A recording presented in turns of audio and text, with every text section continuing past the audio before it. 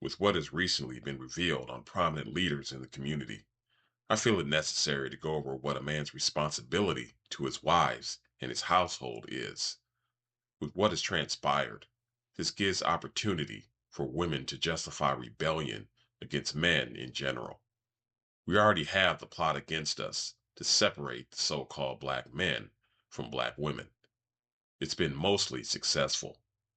Black men are not respected, and black women are devalued. I did a video on how women must obey their husbands. The recent scandal has been heartbreaking in seeing a woman who put forth the effort to do this and was betrayed. It gives fuel to feminists to advocate to never listen to men and to rebel against their authority in their household. Women must remain in subjection as the law says, but men must be held accountable. A man must lead his household, but he must also protect and provide for his household. Paul's admonition in Ephesians 5 is not the word of the Most High or a law, but it is great advice for having a harmonious marriage. And anyone who does not take heed to this advice will see their marriage suffer. Both things in that passage must happen. The woman must submit to the man in all things, and the man must protect and provide for the woman. The analogy is Jesus' relationship with the church. The church obeys the husband and follows his commandments, and Jesus gives of himself for the benefit and betterment of the church. Jesus gave his very life for the sake of the church. He did not withhold any good thing from her. There are laws in Torah about not forsaking the care of your wives, even if you don't like them. A man has a responsibility to the woman they marry and the children they have with them. Paul tells us the man who does not provide for his household has abandoned the faith and is equal to an unbeliever. Not a law, but what should people think of someone who refuses to provide for his family? Just because there's no law in Torah about forsaking your family means we should ignore neglect? Family is the building block of society, and to disregard this building block is to destroy society. You can't say you have more money than your wife and her whole family and then choose not to provide for that wife. The law says you shall not steal. To promise provision for a woman with the condition of giving him access to all your funds and then renege on these promises after you bleed them dry is stealing, and it's also not loving your neighbor as yourself. There are laws on how we are to treat our fellow Israelites. But how are we supposed to treat our wives? Our wife is also an Israelite, and we are to love our neighbor as ourselves. We protect and provide for ourselves. Jesus gave us an example of how to love our neighbor. When we see our neighbor in need, we help them. We make sure our wives have what they need to obey us. We make time for the people and things which are important to us. What is more important than your own household? Men have to work. Their obligation as men is to build, produce, and create. Paul told us one who is single can fully focus on the work of the kingdom. One who gets married needs to tend to the things concerning his marriage and his household. Doing the work of the kingdom is not an excuse to neglect your family. Some will attempt to use the passage on taking up your cross to justify household neglect. That passage is not telling you to forsake your responsibilities as a husband. It's telling you if your family rebels against the Most High, you must leave them behind. The very unfortunate thing which has happened in this instance is in no way harmless. Our community is already being seen as a community which abuses women, and this doesn't help. There are many sincere brothers in our community who seek to love their wives and uphold their households as they should. When your leaders mess up like this, it's a huge black eye. Some will say there is no law on how we are to treat our wives. Are you sure about that? Am I loving my neighbor as myself if I abandon my wife and the children she gives me? If I don't like my wife, can I divorce her and marry someone else if no sexual immorality is involved? Do you want to have harmonious marriages, or are we looking for an opportunity to abuse women? Not just physically, but emotionally as well as financially. Do we want our women to obey us? Then we must demonstrate to our women we are worth following. A man should not get with a woman who will not obey, and a woman should not get with a man she won't follow. Our marriages should mirror how the Most High treated Israel. The Most High cleared the landscape for Israel and blessed them with everything they needed to live prosperous lives. The only condition is that Israel obey the commands of the Most High God. They obviously didn't do that, and the Most High punished Israel. The Most High never betrayed Israel. Would we betray our wives who endeavor to be under our authority?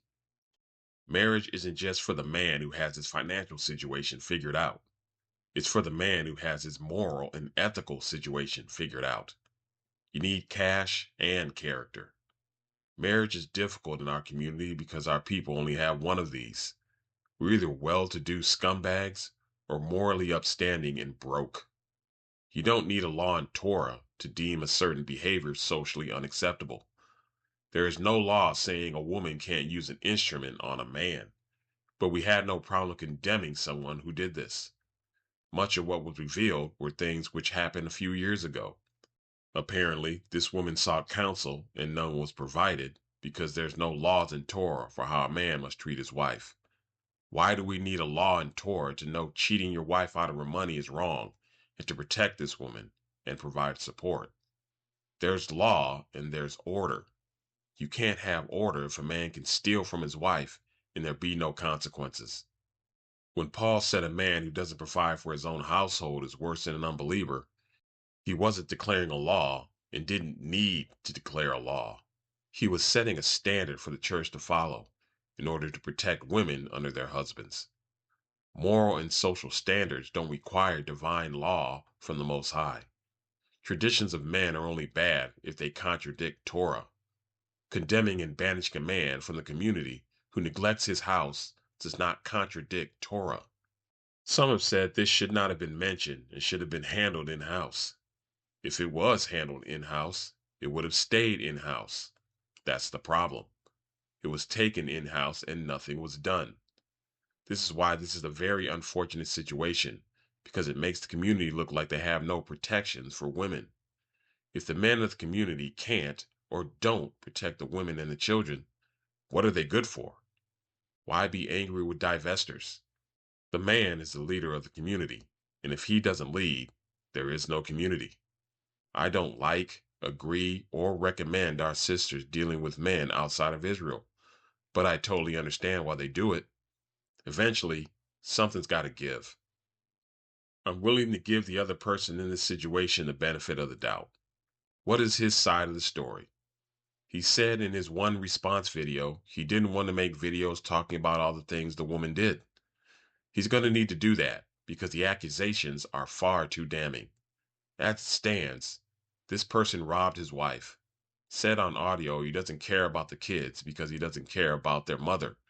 Has them living in separate homes where he doesn't pay any of the bills, and has even broken into the woman's place and put his hands on her.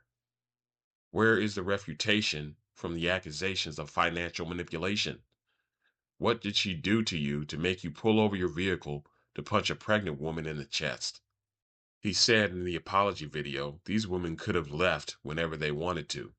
That's not true, as all her finances were bled dry, and she was left with no money to do anything after he spent everything she had. If you have more money than her and her entire family, what do you need her finances for? Why are you demanding she give you access to all her funds or you put her away?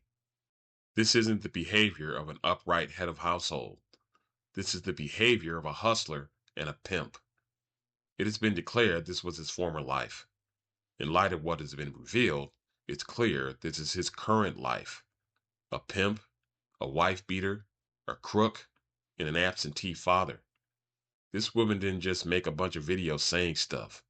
She gave us plenty of audio and text messages of this guy saying damnable things. He said she said things about him. Okay, where's your audio and text messages of what she said to you? Or are we supposed to take your word for it because of your status in the community? All the street preaching and teaching means nothing if everything this woman said is true. It was all a farce. I'll go out here and be the righteous leader of Israel while abusing my family. It's all worthless now. We had another prominent leader in the community who was denounced for what he did. We need to do the same in this situation. Why step down if all this woman is doing is lying? Just refute her claims. You haven't. You've gone into hiding. But you can't hide. The Most High saw everything, and he will destroy you for what you did to those under your care. Your ministry is finished. But let's move on to the Israelite community as a whole, because they aren't much better. This woman was part of a community that failed to protect her. She went to the elders for help, and they gave her nothing. Even now, you have certain Israelites attacking this woman for even speaking out, accusing her of all sorts of things. Why should anyone want to be a part of a community that won't protect its own? This situation is a disgrace for us all. Those still supporting a man who abused his family, those seeking to silence this woman from saying anything about it, and even blaming her for the situation. If you want to know why the so-called black man gets no respect in society, this is one glaring example. If you don't respect yourself, there's no reason for anyone else to either. The Israelite woman is our neighbor, who we are commanded to love. She is our fellow Israelite, who we cannot lie to and steal from. On the flip side, you now have undercover feminists thinking they can put in their 2 cents. The women need to stand down and allow the men to handle it. The community is not in order when the women feel they have to take care of things. I did a video on protecting women.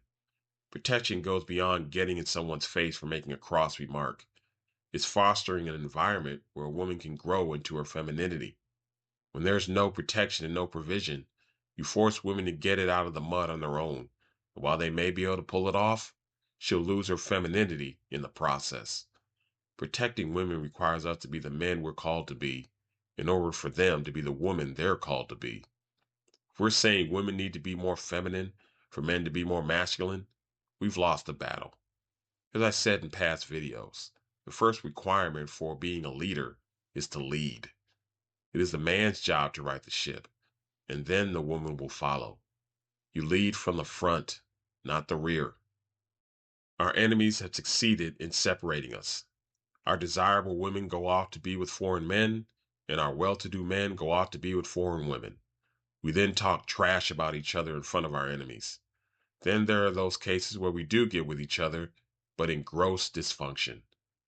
Our oppression has certainly made us go mad. Not mad as in being angry, but mad as in going crazy. Paul understood this and told us to forego marriage. I think he had a good point.